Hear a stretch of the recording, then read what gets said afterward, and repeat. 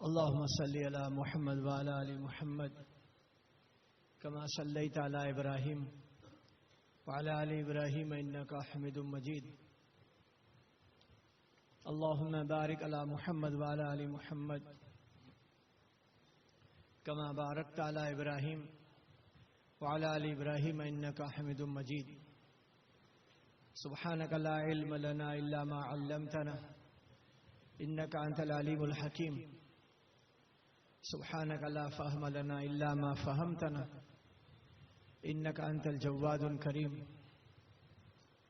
رب اشرح لي صدري ويسر لي أمري. أعوذ بالله من الشيطان الرجيم. بسم الله الرحمن الرحيم. والعصر إن الإنسان لفي خسر إلا الذين آمنوا وعملوا الصالحات وتواصوا بالحق وتواصوا بالصبر. صدق الله مولانا العظيم وصدق رسوله النبي الكريم ونحن ولذلك من الشاهدين والشاكرين والحمد لله رب العالمين. محترم عزیز و بزرگوں، اللہ تعالیٰ پوری دنیا کے تمام مسلمانوں کے روزے قبول فرماوے. اللہ دنیا کے تمام مسلمانوں کے قرآن کے پڑھنے سننے کو قبول فرماوے. جتنے نیک اعمال اللہ کی توفیق سے پوری دنیا کے مسلمانوں سے ہوئے اللہ اسے قبول فرما لے، اور اس تمام نیک اعمال کے صدقے طفیل میں اللہ تعالیٰ مسلمانوں کی مغفرت کر دے. یہ بات ہم سب کو اچھی طرح سمجھنے کی ہے. جیسے 12 مہینے ہیں ایسے ہی رمضان کا بھی ایک مہینہ ہے. اس مہینے کے ساتھ روزے کو اور تراویح کو جوڑا گیا ہے. رمضان میں روزہ فرض کیا گیا ہے اور تراویح کو سنت قرار دیا ہے. باقی جو اعمال ہم رمضان میں کرتے ہیں، جتنے بھی نیک اعمال، ان دو عمل کے علاوہ رمضان میں روزہ اور رمضان میں تراویح، جتنے بھی اعمال کرتے ہیں وہ عام دنوں کے لیے بھی ہے. جو بھی خیر کا کام ہم کرتے ہیں وہ رمضان کے علاوہ تمام مہینوں سے جڑی ہوئی چیز ہے. اور جیسے ہم رمضان میں اہتمام سے اپنے آپ کو کسی درجے میں رکاتے ہیں، بچاتے ہیں ان تمام چیزوں سے جس سے یوں ڈر لگتا ہے خود کو ہی کہ یہ اچھا نہیں ہے، یہ مناسب نہیں ہے، یہ رمضان میں برابر نہیں لگتا. سب کو اپنا اپنا معلوم ہے. تو یہ گزارش ہے کہ رمضان کی اہم دو ہی چیزیں، ایک روزے کا فرض ہونا، ایک تراویح کا سنت قرار دیا جانا. اس کے علاوہ جو اعمال پورے مہینے میں میں اور آپ اللہ کی توفیق سے کرتے رہیں، نیت کریں اس کو زندگی بھر کرتے رہیں گے انشاءاللہ. تہجد پڑھی، نمازیں پڑھی، تلاوت کی، تسبیح کی، دعائیں مانگی. مسجد کا اعتکاف رمضان سے مخصوص نہیں ہے، پورے سال کر سکتے ہیں. رمضان کا اعتکاف مسنون قرار دیا گیا لیکن پورے سال اعتکاف کر سکتے ہیں. تو جو نیک اعمال میں اور آپ اللہ کی توفیق سے کرتے رہے، نیت بھی کرو اور اس کی دعا بھی مانگو کہ اللہ تعالیٰ مجھے ان اعمال کو موت تک ہمیشہ کرنے کی توفیق دے. اور جن چیزوں سے ہم اپنی ذات سے نیت کر کے بچے ہیں، کسی نے ڈنڈا ہمارے سامنے کھڑا نہیں کیا کہ دیکھ اگر ایسا کرے گا تو ماروں گا پکڑ کے، یوں دیکھے گا تو ماروں گا، ایسا بولے گا تو نہیں. کوئی نہیں تھا ہمارے پیچھے، خود سے ہی خود ہم نے اپنے اوپر پابندی لگا دی تھی. ہاں نا، بولو نا. خود سے ہی خود پابندی لگا دی کہ رمضان ہے وہاں نہیں جاؤں گا، رمضان ہے یہ نہیں بولوں گا، رمضان ہے یوں نہیں کروں گا، رمضان ہے رمضان ہے. تو جیسے ہم رمضان کے احترام میں اپنے آپ کو بہت ساری ایسی چیزوں سے رکایا، بچایا، دور رکھا، دعا بھی کرو، نیت بھی کرو کہ رمضان کے علاوہ پورے سال زندگی تک ایسے رہیں گے انشاءاللہ. اللہ مجھے آپ کو صحیح سمجھ کر صحیح عمل کی توفیق عطا فرمائے. کیا ہے اس میں؟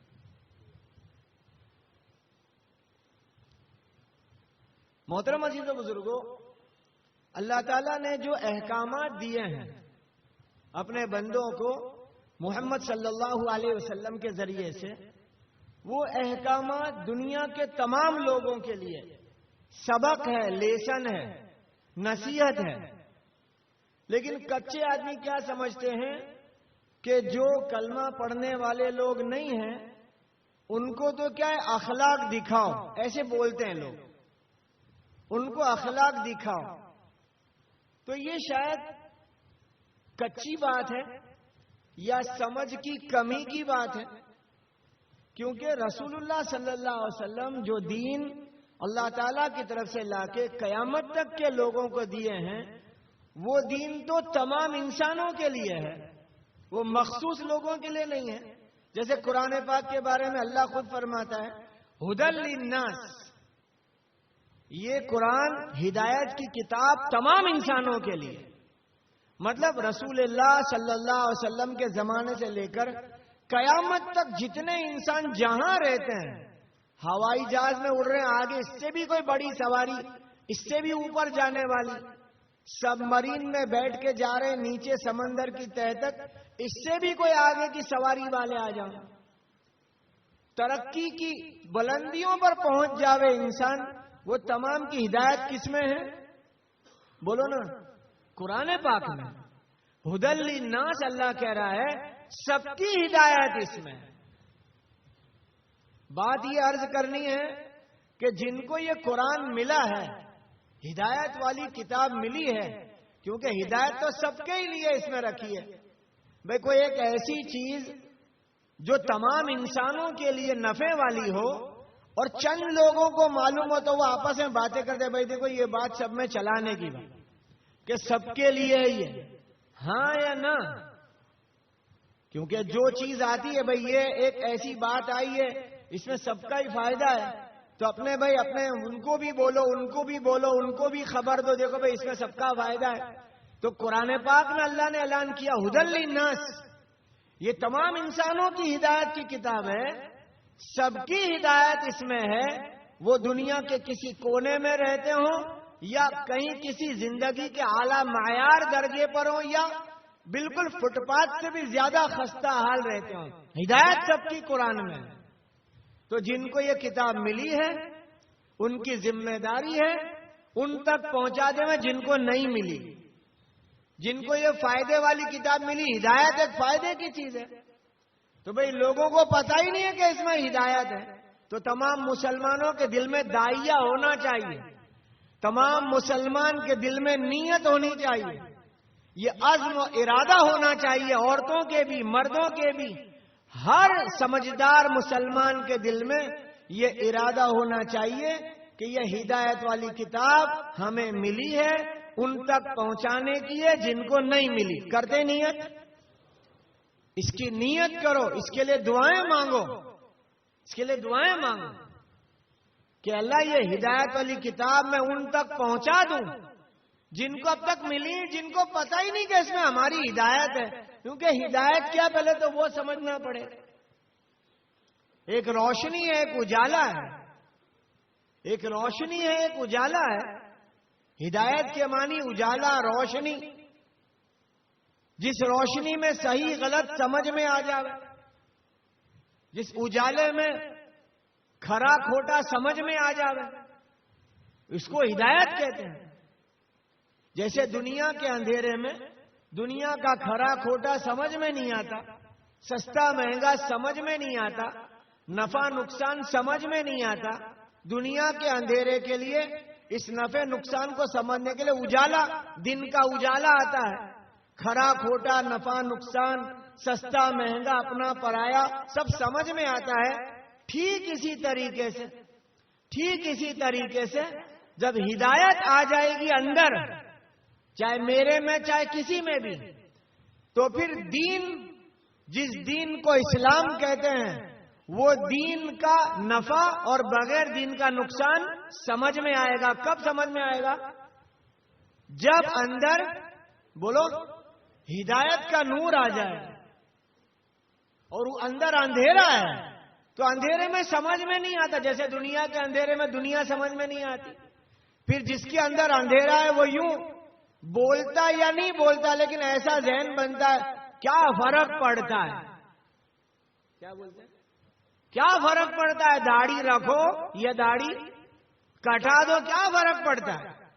یہ وہ سوچتا ہے یا وہ بولتا ہے جس کے اندر ابھی تک کیا ہے؟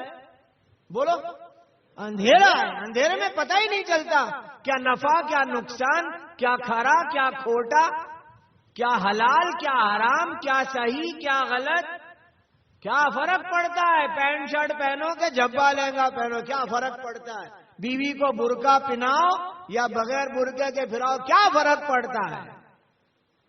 یہ وہ لوگ ہیں جن کے اندر کیا ہے؟ دیکھو، دوسرے کے اندھیرے مت جانچنا، سب کس کس کو چیکنگ کرنا؟ بولو نا، خود کی چیکنگ کرنے کی کہ تیرے اندر اندھیرا ہے، ابھی بھی تیرا پائنچا نیچے لٹکتا ہے، ٹخنے سے نیچے جاتا ہے، کیونکہ تیرے دل میں یوں ہے کیا فرق پڑتا ہے؟ اوپر کر کے رکھ لو چاہے نیچے لٹکا دو، کیا فرق پڑتا ہے؟ حرام کے پیسے کا پیٹرول ڈالو گاڑی میں کہ حلال کے پیسے کا پیٹرول ڈالو، گاڑی تو وہی اسپیڈ میں چلتی ہے، کہ فرق پڑتا ہے؟ بولو، کچھ تو بولو بھائیو، کوئی فرق پڑتا ہے؟ تو یہ اندر کا اندھیرے والا سوچنے لگتا ہے حرام کا ڈالو تو بھی گاڑی چل رہی ہے اور حلال کا ڈالو تو بھی گاڑی چل رہی ہے، کیا فرق پڑتا ہے؟ یہ کھوٹے لوگ بول بول کرتے حرام کو چھوڑو حلال پہ آ جاؤ، حرام کے پیسے کی مرغی بریانی کھاؤ کہ حلال کے پیسے کی کھاؤ، ٹیسٹ میں کیا فرق ہے؟ بولو بھائی، ٹیسٹ میں کوئی فرق ہے؟ کوئی فرق نہیں ہے، اور بنے گا بھی گوبر، حلال کا کھاؤ کہ حرام کا کھاؤ، یوں نہیں کہ حلال میں سونے کا ڈلہ بن جائے گا، ایسا نہیں ہے۔ میں مذاق کے لیے نہیں بول رہا، میں ایک بات سمجھانا چاہتا ہوں کہ جب تک ہدایت کا نور اندر نہیں آتا وہاں تک دین کا نفع اور بغیر دین کا نقصان سمجھ میں نہیں آئے گا، اور یہی زبان پہ جملہ آ جائے گا یا دل میں آ جائے گا کیا فرق پڑتا ہے یار؟ بیاج کے چکر میں پڑ جاؤ کہ بغیر بیاج کے، کیا فرق پڑتا ہے؟ میں نے کچھ سال پہلے یہی مثال دی تھی، وہ آج پھر دے رہا ہوں۔ سمندر اپنی لہروں کے ساتھ زندہ ہے، ایسی لہریں اس کی چلتی رہتی ہیں، اور وہ سمندر کے اندر ایک چھوٹی سی کشتی ہے، جس کشتی میں کچھ لوگ سوار ہیں جن کا کل وزن 500-600 کلو ہے، سب ملا کر کے 500-600 کلو والے آدمی کل ملا کر کے کشتی میں سوار ہے، اور کشتی کے باہر پانی میں 50 ٹن کچرا ہے۔ کتنا کچرا ہے؟ 50 ٹن کچرا پڑا ہے، اور سمندر کی چلتی ہوئی لہروں سے وہ کچرا دھیرے دھیرے چل رہا ہے۔ کشتی میں بیٹھے ہوئے کچھ لوگوں نے کہا، ارے بھائی صاحب، ہم کو کشتی چلانی پڑے گی، تھوڑی محنت کرنی پڑے گی۔ تو ان میں سے بے وقوف نے کہا، بے پاگل، 50 ٹن کچرا چل رہا ہے، یہ 500-600 کلو کی کشتی نہیں چلے گی؟ آپ بولو، چلے گی کہ نہیں چلے گی؟ چلے گی، چلے گی، چلے گی، ضرور چلے گی۔ جہاں 50 ٹن کچرا چل رہا ہے وہاں کشتی بھی چلے گی، لیکن انجام کیا ہوگا؟ جس کنارے پر کچرا رکے گا کشتی بھی وہی کنارے پر رکے گی۔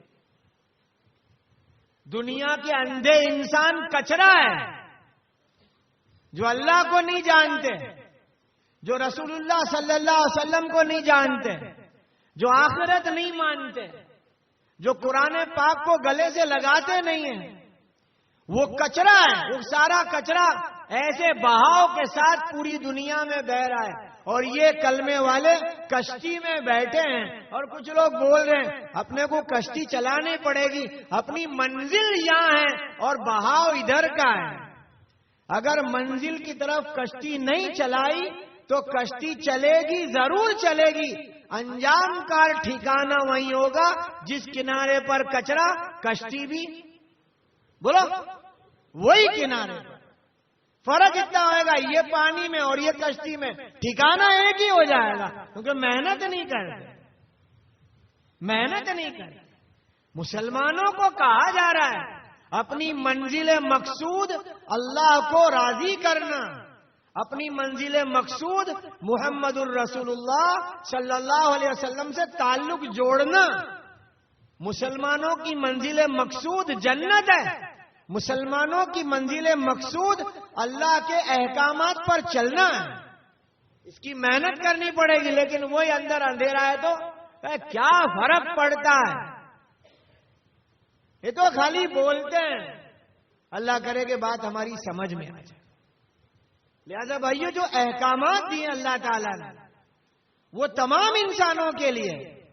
ابھی کچھ دن پہلے میں نے کہیں سنا کہ آج کل کچھ چل رہا ہے ایسا، اس کو گجراتی میں کہا مسجد درشن. سنا ہے کبھی؟ نہیں سنا؟ تم لوگ تو بہت بولے والے ہو یار. کیا پروگرام رکھا؟ بولو. مسجد درشن. ان لوگوں کو مسجد دکھائی جا رہی ہے جو اللہ کو مانتے ہی نہیں، پیارے نبی کو جانتے ہی نہیں. تو مسجد دکھا کے کیا سمجھانا چاہتے ہیں؟ وہ آئے یہ پلر ہے، یہ ممبر ہے، یہ گھڑیال ہے، یہ حوض ہے، یہ دکھانے کا دین کیا، اسلام کیا سمجھ میں آیا؟ لیکن کیا پروگرام رکھا؟ بول. مسجد درشن کی کیا بات؟ اگر ان کو دکھانا ہی ہے تو نماز کے ٹائم پہ لاؤ اور دکھاؤ کہ ایک حکم ہے اللہ کا نماز، اور اس کی غرض و غایت کیا ہے؟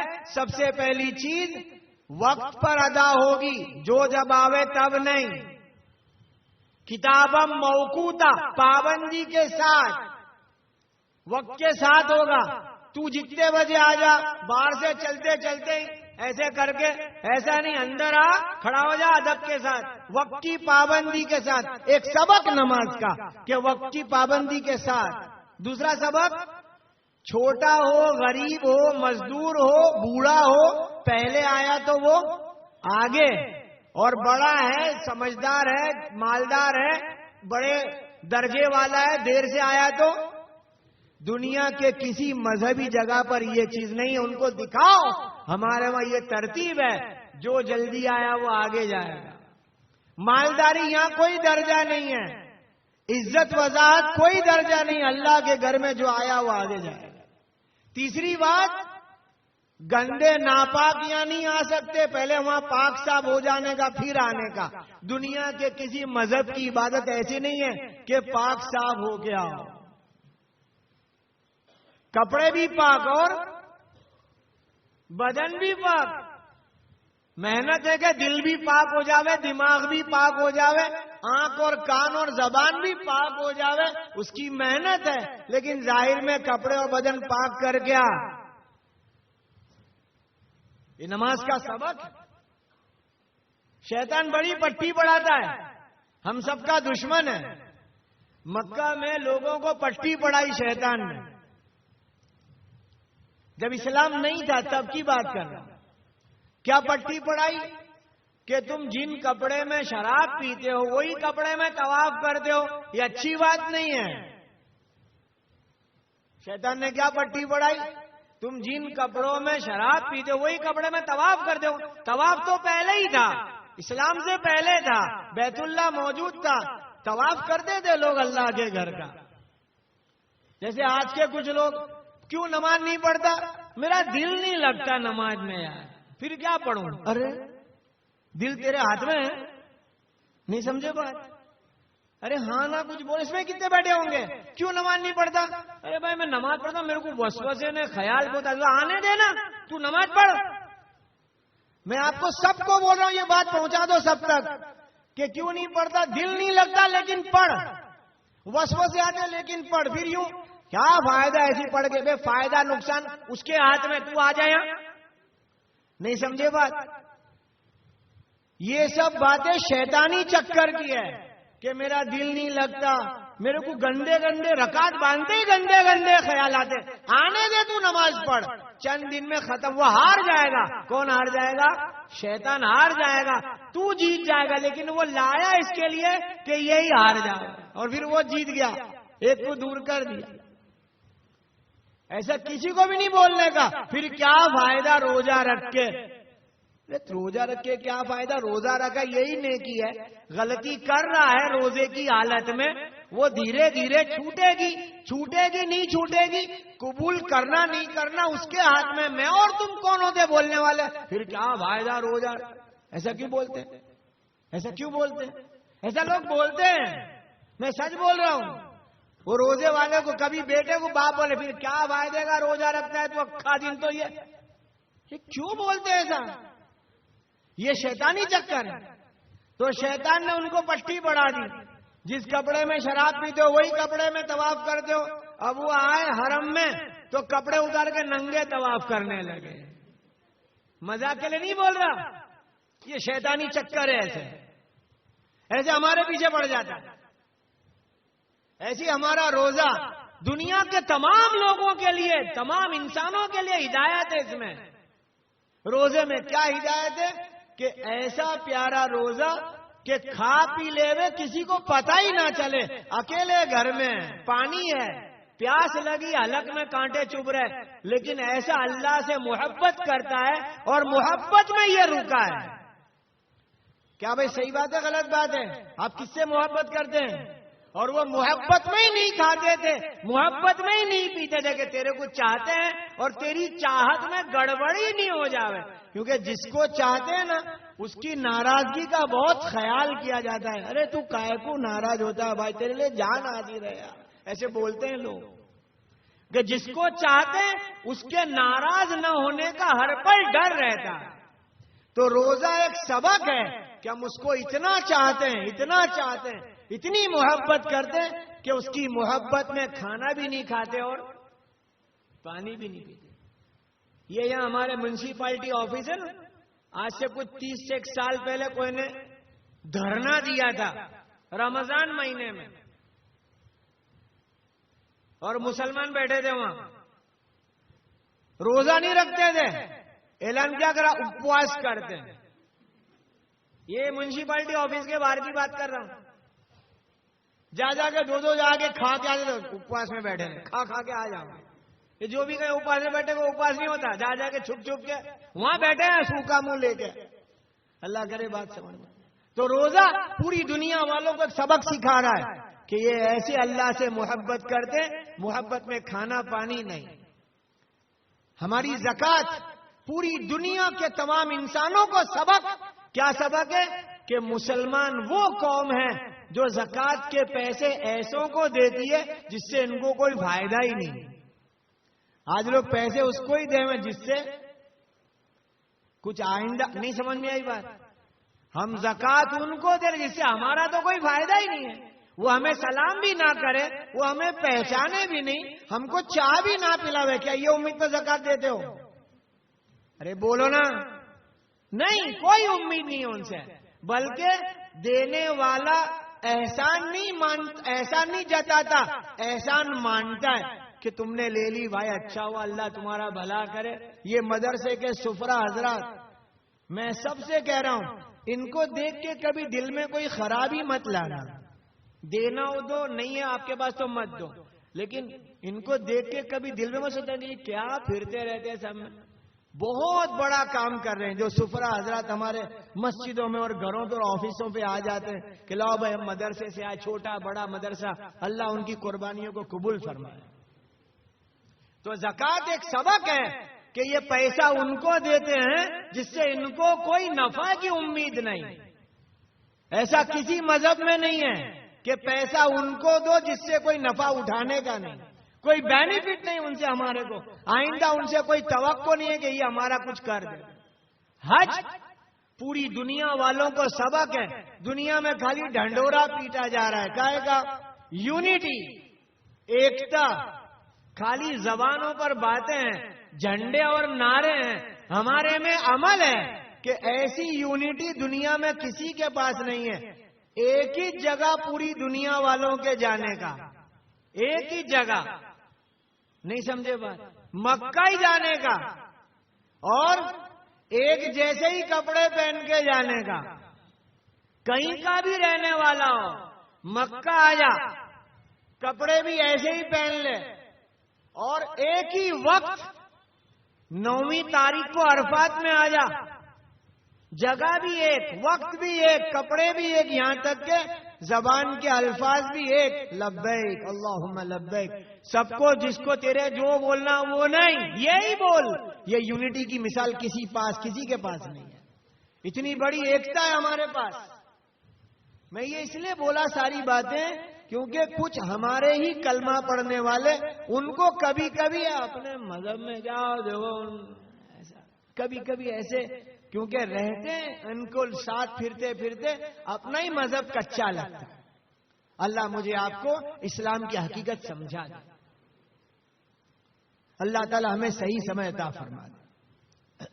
میرے بھائیوں، نیت جو شروع میں کرائی وہ پھر سے کر لیں میں کہ رمضان میں روزے اور تراویح کے علاوہ جو اعمال کرتے تھے وہ کریں گے انشاءاللہ، موت تک کریں گے۔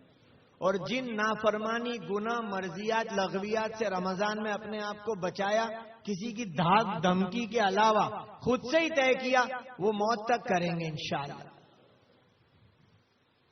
محترم عزیز بزرگوں، دنیا میں دو الفاظ ہیں جو عام طور پر لوگ بولتے سنتے ہیں، وہ ایک ہے لفظ مردہ اور ایک ہے لفظ زندہ۔ یہ سب بولتے سنتے ہیں، ہم لوگ بھی بولتے سنتے ہیں مردہ اور زندہ۔ اور یہ سب کو پتا ہے کہ مردہ اسے کہتے ہیں جو کچھ نہ کر سکے، ہاں یا نہ۔ مردہ اسے کہتے ہیں جو کچھ نہ کر سکے، اور زندہ اسے کہتے ہیں جو سب کچھ کر سکے۔ میں شاید صحیح بول رہا ہوں آپ کے سامنے کہ مردہ، عام طور پر لوگ یہی سمجھتے ہیں کہ مردہ وہ جو کچھ نہ کر سکے اور زندہ وہ جو سب کچھ کر سکے۔ تو اصطلاح میں، یعنی سمجھانے والوں کی اصطلاح میں سمجھایا گیا، مخلوق ساری کے ساری مردہ ہے اور خالق زندہ ہے۔ مخلوق مردہ ہے اور خالق زندہ ہے، یہ سمجھنے کی بات ہے۔ جتنی مخلوق ہے، جو بھی ہے، آسمان، زمین، پہاڑ، چاند، سورج، دریا، انسان، مشینیں، جو کچھ بھی ہمیں دکھ رہا ہے نہیں دکھ رہا، یہ سب کے سب مخلوق ہے۔ ان کو بنایا ہے، کس نے بنایا؟ خالق نے۔ کس نے بنایا؟ کس نے بنایا؟ خالق، بنانے والا۔ بنی ہوئی کو مخلوق کہتے ہیں۔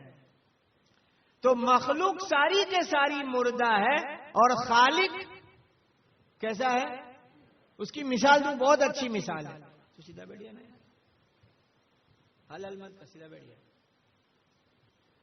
مجھے پریشانی ہوتی ہے۔ میں یہ کہہ رہا تھا، وہ چھوٹے چھوٹے کھلونے جب چابی والے ہوتے تھے، آپ لوگوں نے کبھی دیکھا ہوگا چابی والے کھلونے، اب تو سیل والے آ گئے عام طور پر۔ تو چابی والے کھلونوں کو جو چابی بھر کے چھوڑتے تھے، تو وہ کھلونا گلاٹیاں کھا رہا ہے، چل رہا ہے، کچھ بول رہا ہے، جو بھی ہے، تو کھلونا اتراوے، کھلونا اتراوے، دیکھو میں کیسا چلتا ہوں، تو لوگ اس کو اچھا سمجھیں گے، بھئی ان نے چابی بھری تو چل رہا ہے۔ اور کب رک جائے گا؟ چابی کا پاور ختم، جائے وہیں رک جائے گا، ہاں نا؟ تو کمال کس کا؟ چابی بھرنے والے۔ کھلونے کا کوئی کمال نہیں ہے، لیکن کھلونا اترا رہا ہے، ہاں دیکھا میں کیسا چل رہا ہوں، دیکھا میں کیسا گلاٹ کھاتا ہوں۔ تو وہ بیوقوف ہے جو اپنے آپ کو ایسا سمجھ رہا ہے، تو چابی بھر دی ہے اس نے، تو یہ کر رہا ہے، اور چابی کا پاور ختم ہو جائے گا تو جائیں وہیں اٹک جائے گا، پھر کچھ نہیں۔ برابر صحیح بول رہا ہوں؟ تو کھلونا اتراوے تو بھی بیوقوف اپنے آپ میں، اور اس کو دیکھے کوئی کہ یار کیا چلتا ہے، اس کا کیا، وہ چابی بھری تو چل رہا ہے، اس کو دیکھ کے تو کیا خوش ہوتا ہے؟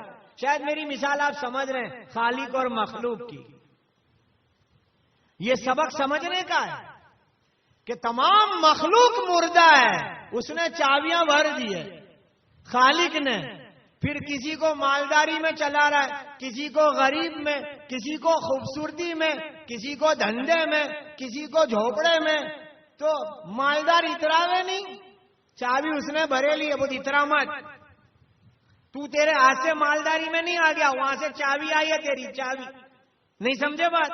اور جس دن وہ ختم ہو جائے گا نا چابی کا پاور، یہیں مرے گا تو. ہاں نا. اور اس کو دیکھ کے لوگ اتراوے وہ بھی بیوقوف کہ کیا زندگی ہے، گاڑیوں میں پھرتا نہیں، وہ پھرا رہا ہے. یہ نہیں پھرتا، وہ پھرا رہا ہے. تو مطلب کیا ہے کہ زندے کے ساتھ جڑنا، زندے کو پہچاننا. کھلونا چابی والے سے اگر جڑتا ہے، مطلب جب تک وہ چابی چلا کے وہ چلتا ہے اس سے لوگ کھیلتے ہیں. جس دن وہ اڑیل بنتا ہے نا کہ میں نہیں چلوں گا تو اس کو توڑ ڈالتے ہیں. پھر ارے ہاں یا نہ، وہ اڑیل بنتا ہے کہ میں نہیں چلوں گا، اس کو توڑو، کھول ڈالو، پھینک دو، کیونکہ اس کی مرضی چلاتا ہے. بس اللہ کا یہی حال. میرے بھائیوں سمجھنے کی بات ہے، مخلوق ساری کے ساری مردہ ہے اور خالق زندہ ہے. اور زندہ وہ جو سب کچھ کر سکے، اور مردہ وہ جو کچھ بھی نہ کر سکے، خود کا بھی نہیں اور کسی کا بھی نہیں. پورا قرآن جو تراویح میں سنایا گیا یہی سبق ہے کہ اے قرآن پڑھنے والوں، اے قرآن سننے والوں، مردے سے تعلق ہٹا کر کے زندے سے تعلق جوڑو. ہمارے گھروں میں جب کوئی مر جاتا ہے، سب کے گھر میں کبھی نہ کوئی مرا ہوگا، کوئی نئی بات نہیں بول رہا ہوگا. اور اپنے گھر میں کبھی ایسا ہوا ہی نہیں، خبر ہی نہیں. سب کے گھر میں کوئی نہ کوئی گیا ہے. میرا بھی نمبر لگنے ہی والا ہے، آپ کا شاید بعد میں لگے گا. تو جب کوئی مر جاتا ہے یعنی مردہ بن جاتا ہے، اس کو نہانے کا ہے. نہانے کا کس کو ہے؟ اس کو غسل کرنے کا ہے. لیکن وہ ہلتا ہی نہیں، ہلتا بھی نہیں. کپڑے اس کو پہننے کے، کپڑے کس کو پہننے کے؟ کفن کے. اس کو بولتا ہی نہیں. قبر میں جا کے اس کو سونے کا ہے، نوے گھر میں چلتا ہی نہیں، نہ ہلتا نہ بولتا نہ. یعنی گویا یوں بتا رہا ہے کہ میں کچھ کر ہی نہیں سکتا ہوں، ہے اس کا کام. ہم اللہ کے آگے ایسے ہو جائیں کہ اللہ یہ سب ہماری ضرورت ہے، یہ ریکوائرمنٹ ہے، ہماری ضرورت ہے، لیکن تیرے آگے ہم ایسے ہیں جیسے کہ کوئی مردہ. جب وہ مردہ اپنی ضرورتوں کو ہونے کے باوجود بھی ایسے ہی پڑا رہتا ہے تو لوگ اس کی ہمدردی میں آ جاتے ہیں. بھائی پانی گرم کرو، نہلاؤ اس کو، کفن پہناؤ. آپ کو مسئلہ بتا رہا ہوں، مسئلہ. گرم پانی سے نہلانا فرض واجب نہیں ہے. نہیں سمجھے بات؟ کیونکہ ہم نے دین نہیں سیکھا. کیا نہیں سیکھا؟ دین نہیں سیکھا. تو جو کچے نے سکھایا وہی کچا میں سمجھ گیا. گھر کے ٹھنڈے پانی سے، برف کے پانی سے بھی نہلا سکتے ہیں اس کو. نہیں سمجھے بات؟ کس کو؟ چالو مت کر دینا. چلو اب سے یہی کرو، وہ 20-20 لیٹر والے ڈرم منگاؤ ٹھنڈے، تو ڈالو اس کے اوپر. چالو مت کر دینا. لیکن میں بول رہا ہوں یہ دین ہے، گرم سے بھی نہلا سکتے ہیں. اور یعنی کبھی کبھی کہیں ہم پریشان ہو جاتے ہیں، لاؤ بڑی سگڑی لاؤ، بڑا تپیلا لاؤ، گرم. ارے بھائی گھر کی ٹانکی کے پانی سے نہلا دو نا، کیوں گرم کرنے کے چکر میں؟ ان کے گھر میں لکڑی پہ ہی کھانا پکتا ہے، لا گیس کا باٹلا لا، اس کو پیسے دو. کیا کرنے پریشانی؟ میں آپ کو مسئلہ بتا رہا ہوں کہ بغیر گرم کیے پانی سے بھی مردے کو نہلائیں گے تو غسل لازم نہیں ہے. بحث مت کرنا کوئی کے ساتھ. دوسرا، وہ پانی میں پتے ڈالنا. پتے خالی خوشبو کے لیے ڈالتے، اسے دین کا کوئی لینا دینا نہیں ہے. ابا بھی اگر جمعہ کو نہانے کا بولا تو پتے والے پانی سے نہلا سکتے ہیں، چاہے کہ زندہ ہوں. ابا سے مراد میں بھی ابا ہوں، آپ بھی ابا ہیں، بھائی چاچا ماموں جو بھی. مطلب پتے میت سے جڑی ہوئی چیز نہیں ہے. لیکن ہم نے دین نہیں سیکھا تو ہم کیا سمجھتے ہیں پانی میں پتے کب ڈالنے کے؟ غسل میت کا ہو بھائی روز ڈالو نا، وہ تو خوشبو کے لیے بیری کے پتے ڈالتے ہیں. میں آپ کو یہ اس لیے بتا رہا ہوں ہم دین میں کتنے کچے ہیں. علماء کے پاس جاتے نہیں، صحیح دینی کتاب دیکھتے نہیں. کچے نے سنایا، کچا سنا، کچے کو اچھا سمجھ لیا. یہ کچا تھا، یہ اچھا سمجھ رہا ہے. اللہ کرے بات سمجھ میں آ جائے. تو جو مردہ پڑ گیا اس کو لوگ غسل کراتے ہیں، اس کو کفن پہناتے ہیں. مثال دے بات سمجھا رہا ہوں، سمجھنا. چھوٹا بچہ ہے 1.5-2 سال کا، وہ بھی اپنی ماں کے تابع ہے نہانے کے لیے، اس کو ماں نہلاتی ہے. اور مردے کو بھی لوگ نہلاتے ہیں، لیکن مردے کے نہلانے میں ادب رکھتے ہیں اور بچے کے نہلانے میں ماں ادب نہیں رکھتی. کیوں نہیں رکھتی؟ مردہ بھی ہمارے تابع ہے، بچہ بھی ماں کے تابع ہے، لیکن بچہ نہاتے نہاتے اپنی مرضی چلاتا ہے، کبھی کھڑا ہو جاتا ہے. مردہ کھڑا نہیں ہوتا. نہیں سمجھے بات؟ خالی آنکھ کھولے تو بھائی آنکھ کھولا، آنکھ کھولتا. مردہ تو تابع ہے تو اس کے ساتھ ادب، اور بچہ ہے تو تابع لیکن مرضی چلاتا ہے، کبھی چیخیں مارتا ہے، کبھی چلاتا ہے، کبھی کھڑا ہو جاتا ہے، کبھی ہاتھ سے ماں کو ہٹاتا ہے. تو کیا کرتے اس کو ادب سے نہیں بلکہ گھسیٹ گھساٹ کے ڈانٹ ڈپٹ کے دھبا کے دے کے نہلاتے ہیں. ہاں یا نہ؟ بس یہی حال میرا اور میرے اللہ کا ہے ہم سب کے ساتھ، کہ تو پورے طور پر اس کے حوالے نہیں ہوا ہے تو اس کے ہی تابع میں، لیکن یہ جو پوری دنیا کے جو تھپیڑے پڑ رہے ہیں نا، جیسے ماں اس کو یوں کر وہ کر سیدھا چپ، یہ سب کیوں کرتی ہے تو ماں کے حوالے لیکن مرضی چلا رہا ہے. مسلمان پوری دنیا میں آنے والے حالات کو رو رہے ہیں، کبھی تو سوچے حالات کیوں ہیں. ایک ہی جواب دے رہا ہوں، فرائض کو چھوڑنے پر حالات ہیں. جو اللہ نے فرض کیے ہم پر چیزیں، کیا فرض ہے وہ تم سمجھنا. جو فرض کیا عورتوں پر برقع فرض ہے، حلال کا کمانا فرض ہے، نماز کا پڑھنا، روزے کا رکھنا، مالدار کا زکات دینا، آنکھ کو غلط سے جھکانا، زبان کو غیبت چغلی جھوٹ گالی گانے سے بچانا فرض. فرائض کو چھوڑنے پر حالات آئے اور یہ وظائف پوچھ رہے ہیں سب سے. کیا پوچھ رہے ہیں؟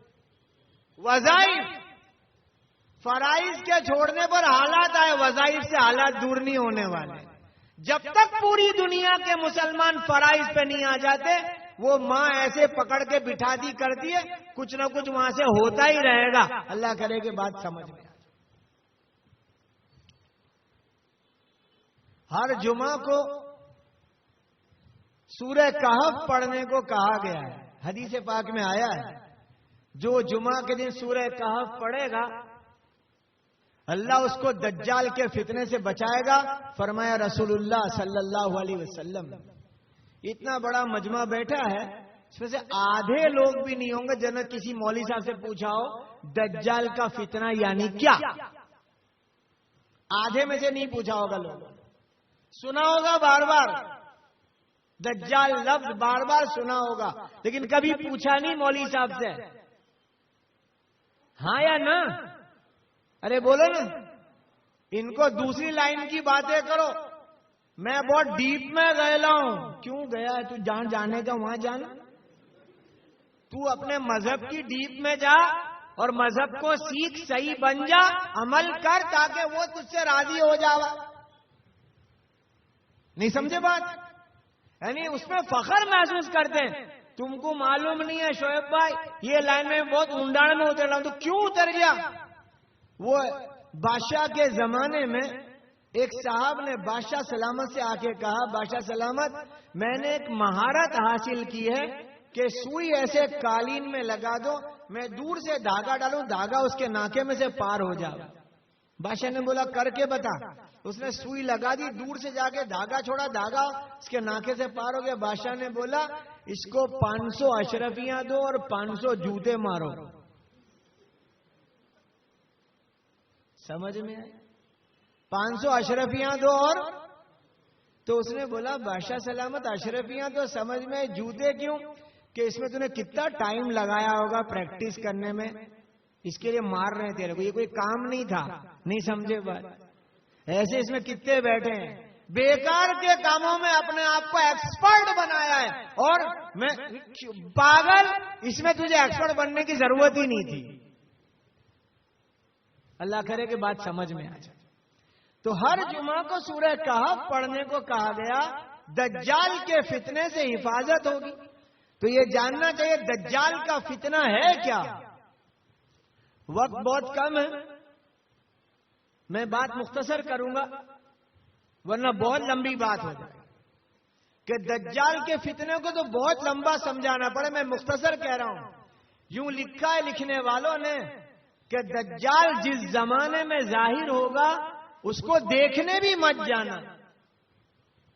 اس زمانے میں لوگوں کے ایمان کا امتحان ہوگا. دجال کے ایک ہاتھ میں جنت ہوگی, ایک ہاتھ میں جہنم ہوگی. وہ کسی کے کھیت میں سے نکلے گا, جو اس کو مانے گا کھیتیاں لہلہا جائے گی.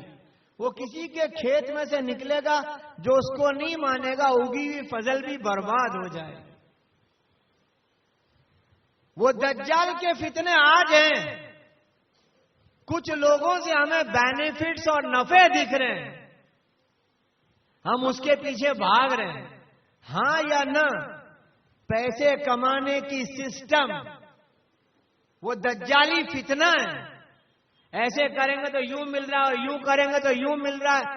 وہ فتنے میں پڑ گئے ہیں. اور دیکھو تم ذرا بہت ایسا کرو گے نا کہ بھئی یہ حلال ہے کہ حرام ایسا, تو پھر ایسے ہی رہو, پڑے رہو.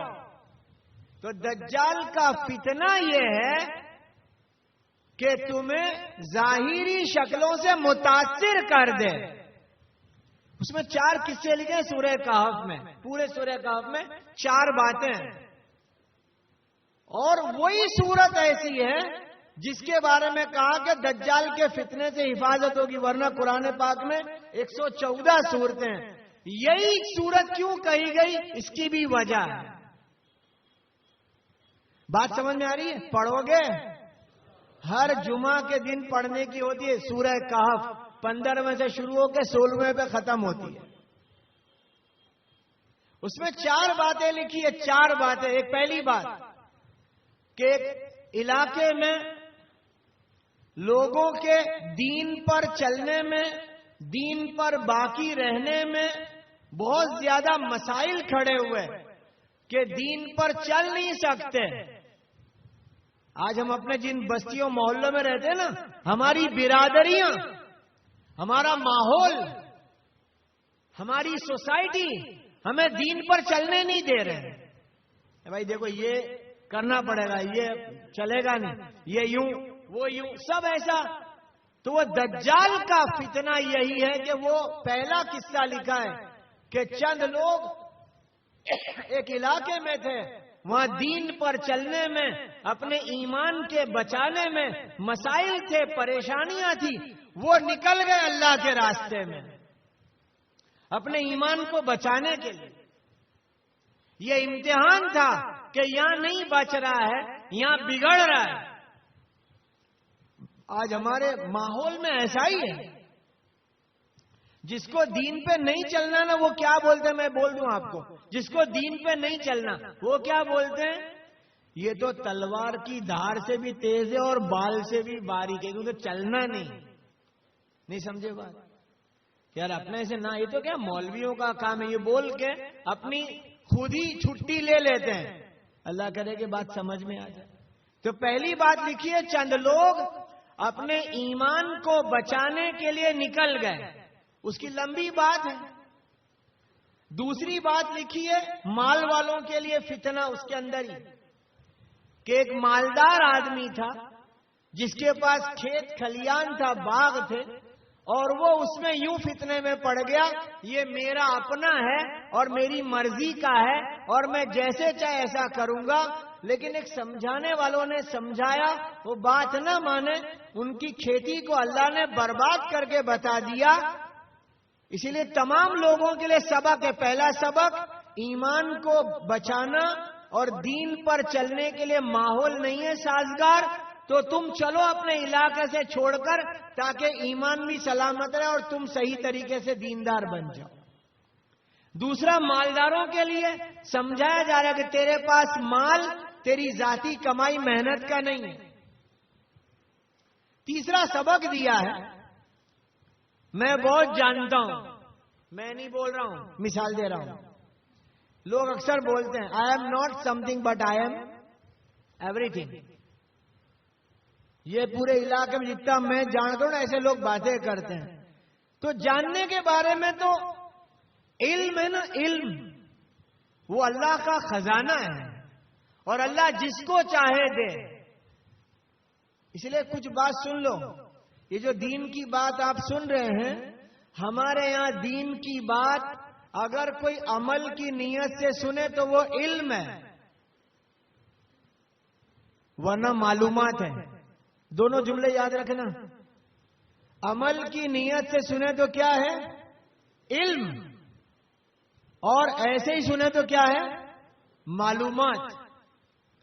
میں سنوں گا، کسی کو سناؤں گا، میں سنوں گا، کسی کو بتاؤں گا کہ معلومات کے لیے نہیں جمع کیا ہے، عمل کے لیے جمع کیا ہے. اسے شروع میں ہم نے دعا کر دی، نیت بھی کر لی عمل کی، کیونکہ ہم عمل کے لیے جمع ہوئے.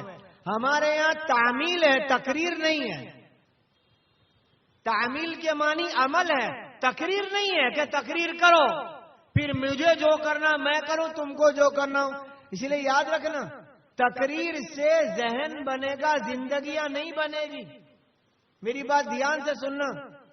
تقریروں سے ذہن بنے گا، زندگیاں نہیں بنے گی. آپ اپنے گھر میں، اپنے دوستوں میں کتنی بھی تقریر کر لو، لیکن آپ کیا کر رہے ہیں 24 گھنٹے وہ دیکھ رہے ہیں، اور پیچھے بولیں گے یہ اپنے سامنے بیان کرتا ہے. نہیں، وہاں ہوٹل پہ آتا تو کھانے میں کتنی لوکھا پڑی کرتا ہے. نہیں سمجھ، میں مثال دے رہا ہوں خالی، نہیں سمجھے بات. ارے بول رہا ہوں کہ صحیح. یہ اپنے سامنے بیان کرتا ہے، دھندے میں کیا کرتا ہے. جیسے وہ ایک باپ کی میت پہ ایک نے کھڑے ہو کے اعلان کیا، میرے ابا نے کسی کا دل دکھایا ہو تو میں معافی مانگتا ہوں. تو ایک نے کہا کہ تو تیری ماں کا دل دکھا رہا ہے، ان کی معافی مانگ لے جا، سب کی معافی مانگنے کی ضرورت نہیں ہے. کس کا دل دکھا رہا ہے وہ؟ گھر میں ماں کا، بیوی کا، پڑوسیوں کا، بیپاریوں کا پیسے وقت پر نہ دے کر سب کا ہی دل یہ دکھا رہا ہے، اور فارمالٹی کے لیے کھڑا ہو گیا. میرے ابا نے کوئی کا دل دکھایا ہے تو وہ تو ابا اور اللہ سمجھ لیں گے، اور وہ سمجھ لیں گے، تیرے معافی مانگنے کی ضرورت نہیں. البتہ ابا نے کوئی سے لیے ہو تو کیا کر دے. ابا کی نمازیں چھوٹ گئی ہے تو ان کا فدیہ ادا کرو. ابا کے روزے چھوٹے، فدیہ ادا کرو. ان کی زکاتیں باقی ہے، زکات دو. ان کا حج باقی ہے، حج کراؤ. یہ تو ہے کہ ابا کی نمازیں چھوٹ گئی ہے تو ان کا فدیہ دو نمازوں کا. وہ بیٹے کے ذمے ہے، پیچھے والوں کے ذمے ہے. دنیا کا قرضہ چھوڑا ہی اللہ کا قرضہ ہے. روزے چھوڑے، اس کا فدیہ دو. پوچھنا چاہیے علماء اکرام سے، کسی کے گھر میں کسی کا انتقال ہو تو یہ دین ہے، یہ شریعت ہے. پوچھنا پڑے گا جا کے کہ ان کی نمازیں گئی ہے، ان کے روزے گئے، اس کا فدیے کی کیا ترتیب ہے. اللہ کرے بات ہماری سمجھ میں آ جائے. تو اس میں تیسری بات علم کی سمجھائی گئی کہ کوئی یوں نہ سمجھے کہ میرے پاس ہی علم ہے. اور چوتھی بات سمجھائی گئی، ظالم حکمران، کئی ظالم حکومت والے تھے، اور کسی ایک نے جس کا نام ذوالقرنین دیا ہے، اسے ان کے سامنے مقابلہ کر کے اس کا بھی خاتمہ کیا، اور یاجوج ماجوج کے بارے میں دیوار کھڑی کر دی. خیر بات بہت لمبی نہیں کر رہا. پوری سورہ کہف کا خلاصہ ایک ہی ہے کہ تمہیں جو ظاہر میں جو بھی دکھ رہا ہے، نفع یا نقصان، یہ ایک قسم کا فتنہ ہے، اور ان تمام فتنوں سے بچنے کے لیے تم کیا کرو؟ سورہ کہف پڑھو اور اپنے آپ کو دیندار بناؤ. ایک مثال دی اس کے اندر کہ جب دجال دنیا میں آ جائے گا تو کسی ایک اللہ کے ماننے والے کو یوں پورا کا پورا چیر دے گا اور اس کے 2 ٹکڑے ہو جائیں. پھر وہ دونوں کو جوڑ دے گا. کرے گا سب وہ، کرے گا وہ، اور امتحان ہوگا ایمان والوں کا. آج بھی جو لوگ ہمیں نفع دکھا رہے ہیں، جو لوگ ہمیں نقصان دکھا رہے ہیں، کیا اللہ کی طاقت سے باہر ہے؟ ارے بولو نا، اللہ کی طاقت سے کچھ باہر نہیں ہے. سب وہیں سے ہو رہا ہے. ہمارا امتحان ہو رہا ہے کہ تم اس وقت کیا کرتے ہو. ابرہا نام کا شخص جو بادشاہ تھا، ہاتھیوں کا لشکر لے کر بیت اللہ کو ختم کرنے آیا. اللہ کا گھر ہے بیت اللہ، اور بیت اللہ کے نگرانکار اور پاسباں اور رکھوالی والے تھے محمد الرسول اللہ صلی اللہ علیہ وسلم کے دادا عبد المطلب.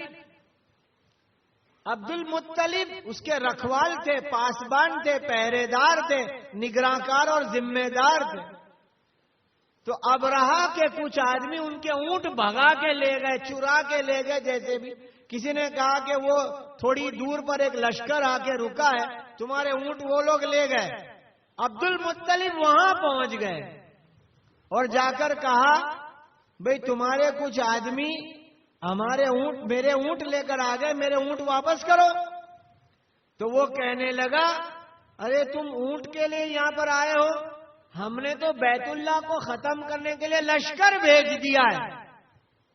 وہ کہنے لگے بیت اللہ کا مالک تو اللہ ہے، وہ اس کی حفاظت کر لے گا، میرے اونٹ واپس کر دو. وہ کلمہ نہیں پڑھتے تھے لیکن جانتے تھے کہ حفاظت تو کہاں سے ہوگی.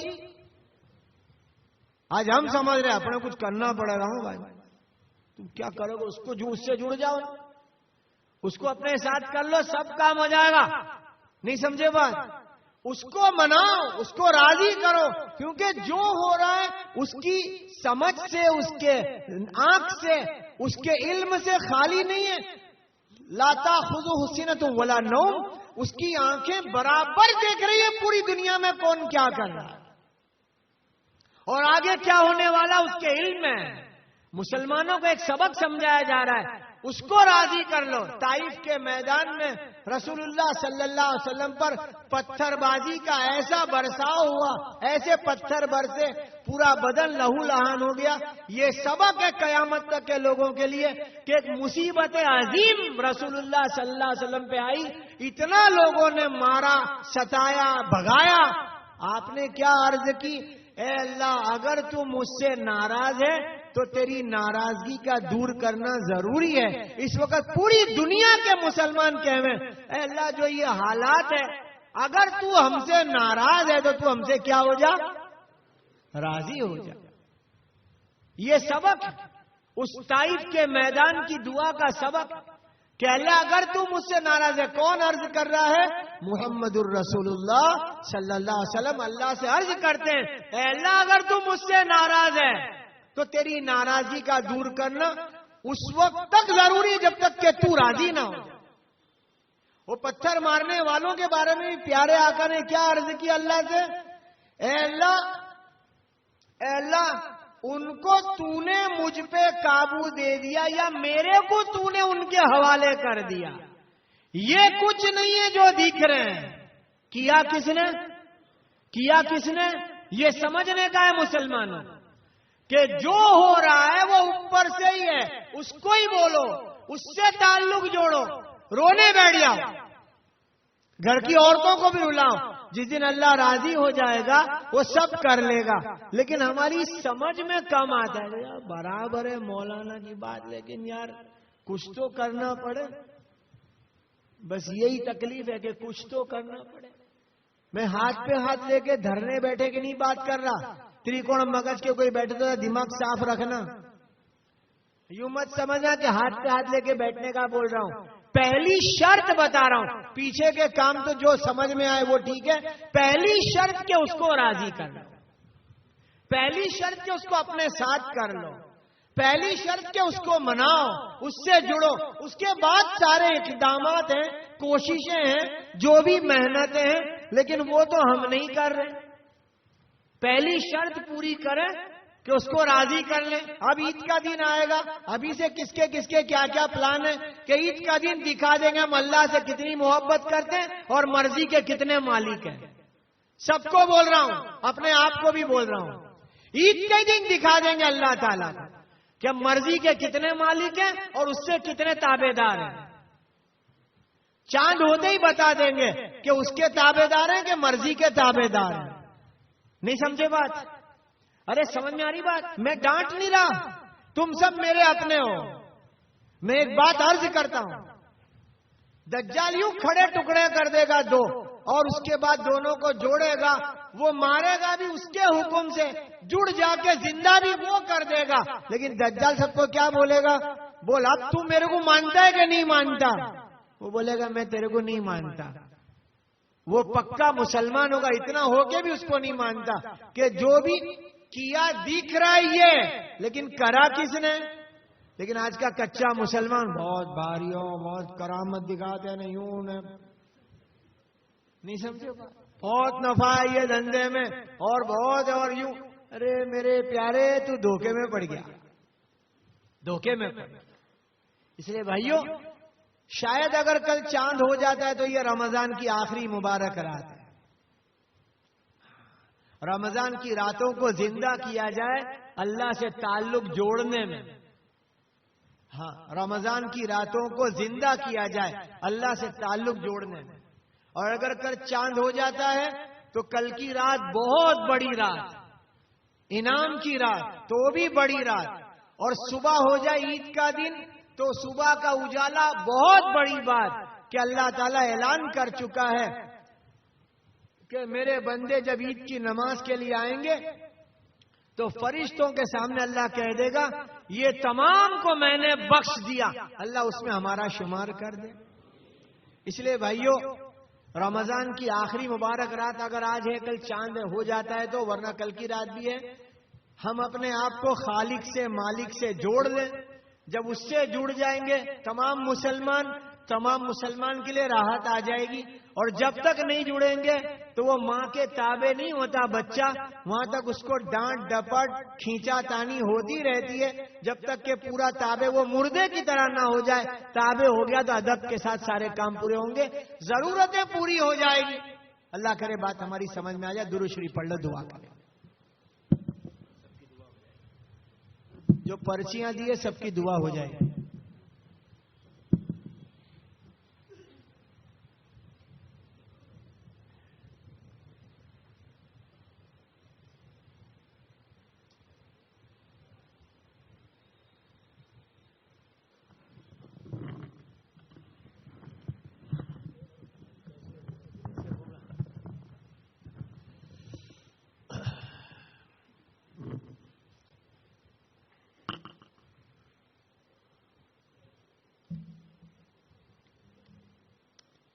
اللهم صل على محمد وعلى آل محمد كما صليت على إبراهيم وعلى آل إبراهيم إنك حميد مجيد. اللهم بارك على محمد وعلى آل محمد كما باركت على إبراهيم وعلى آل إبراهيم إنك حميد مجيد. وإلهكم إله واحد لا إله إلا هو الرحمن الرحيم. يا أول الأولين یا آخر الآخرین یا ذا القوة المتین یا راحم المساکین و یا ارحم الراحمین. اللہم اغفر لحینا و میتنا و شاہدنا و غائبنا و صغیرنا و کبیرنا و ذکرنا و انثانا. اللہم من احییتہ منا فاحیہ علی الاسلام ومن توفیتہ منا فتوفوا على الإيمان. اللهم مصرف القلوب صرف قلوبنا على طاعتك يا مقلب القلوب ثبت قلوبنا على دينك. اللهم أفرغ علينا صبرا وثبت أقدامنا وانصرنا على القوم الكافرين. لا إله إلا أنت سبحانك إني كنت من الظالمين. يا حي يا قيوم برحمتك نستغيث. اللهم أجرني من النار. اللهم اهدنا الصراط المستقيم صراط الذين أنعمت عليهم من النبيين والصديقين والشهداء والصالحين وحسن أولئك رفيقا غير المغضوب عليهم ولا الضالين. اے اللہ ہمارے گناہ معاف کر دے, ہمارے گناہ معاف کر دے. اے اللہ ہماری خطاؤں سے درگزر کر لے. اے اللہ تیری توفیق سے, تیرے فضل سے, تیرے کرم سے روزے رکھے ہیں اور روزے کی حالت میں بھی جھوٹ بولے ہیں, روزے کی حالت میں گالی دی, جھگڑا کیا, لڑکیوں کو دیکھا اور پتہ نہیں کتنے گناہ روزے کی حالت میں ہو گئے.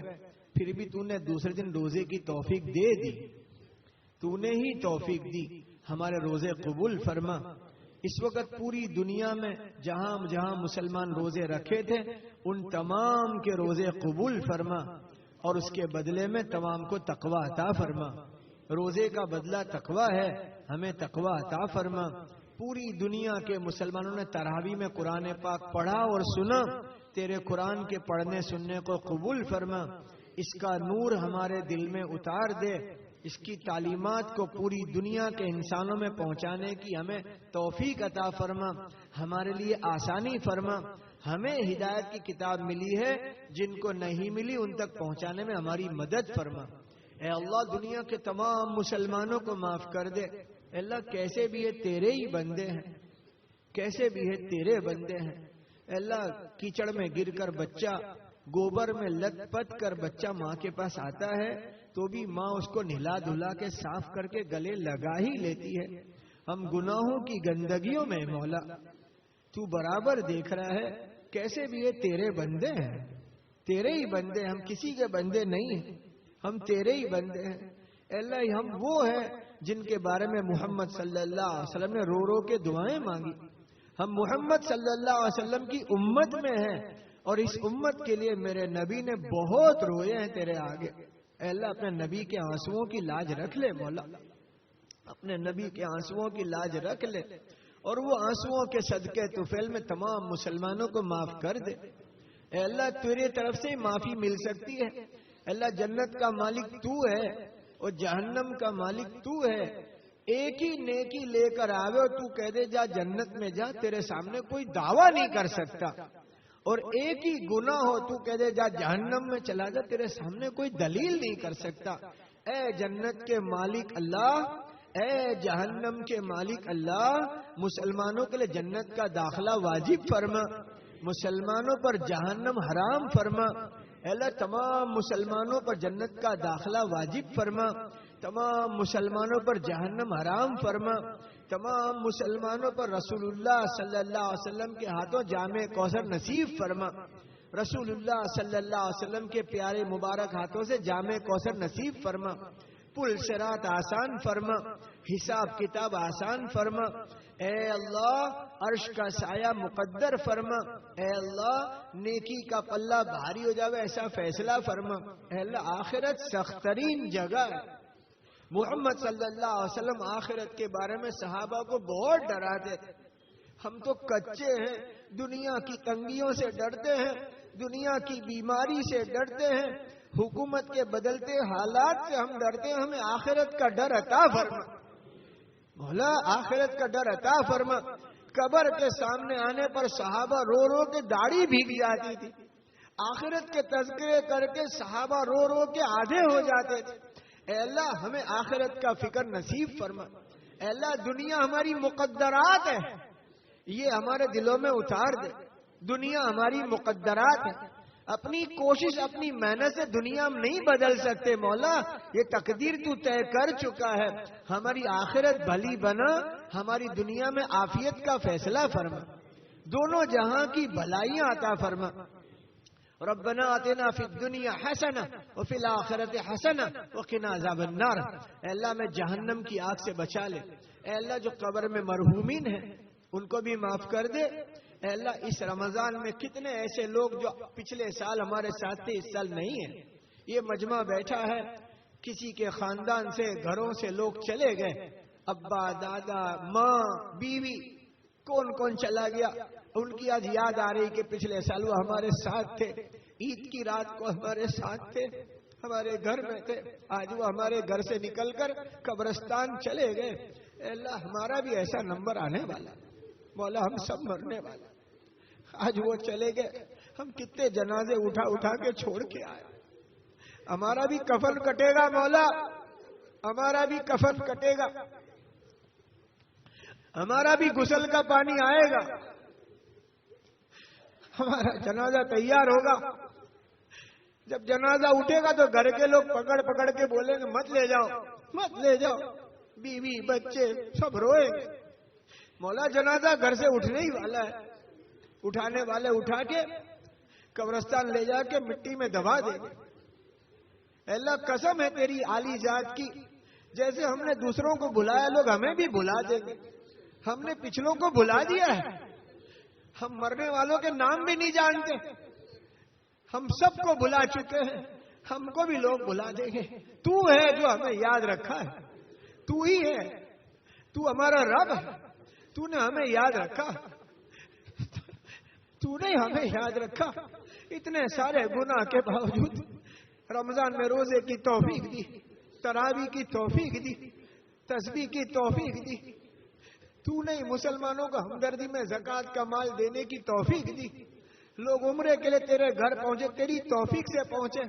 گناہ کی کوئی کمی ہم نے نہ چھوڑی, تو نے کرم میں کوئی کمی نہ کی. تو کرم پر کرم کرتا گیا مولا, تیرا کرم کم نہ ہوا, ہمارے گناہ بند نہ ہوئے. اللہ رمضان کی شاید یہ آخری رات ہے مولا, شاید یہ آخری رات ہے مولا. اس کی برکتیں, اس کی رحمتیں ہم کو محروم نہ فرما, ہم میں سے کسی ایک کو محروم نہ فرما مولا.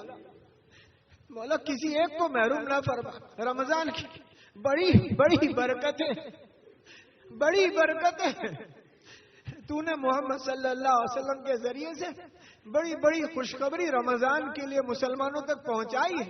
اے اللہ رمضان کی آخری چند گھڑیاں ہیں, اے اللہ ہمیں پوری پوری برکتیں عطا فرما, پوری پوری رحمتیں عطا فرما, کسی ایک کو محروم نہ فرما. میرے نبی نے کہا جو رمضان کی برکت سے محروم رہا اس سے زیادہ نقصان والا کوئی نہ ہوگا. اے اللہ کسی ایک کو محروم نہ فرما. اے اللہ ہمیں تیرا اچھا بندہ بنا دے. اے اللہ پوری دنیا کے حالات کے تذکرے زبانوں پر ہے, بنیادی بات یہ کہ تو ناراض ہے, تو راضی ہو جا مولا, تو راضی ہو جا مولا, تو راضی ہو جا. تیرا راضی ہونا سب سے پہلی شرط ہے. رسول اللہ صلی اللہ علیہ وسلم کہے اے اللہ تو ناراض ہے تو راضی ہو جا. میرے نبی کہہ رہے تو ناراض ہے تو راضی ہو جا. ہم نبی کے امتی تجھ سے عرض کرتے مولا تو راضی ہو جا, مسلمانوں سے ناراضگی دور کر دے. ناراضگی کی وجہ فرائض کو چھوڑ بیٹھے. اے اللہ ہمیں فرائض کا پابند بنا, رسول کریم صلی اللہ علیہ وسلم کے سنتوں کا پابند بنا, آخرت کا فکر نصیب فرما.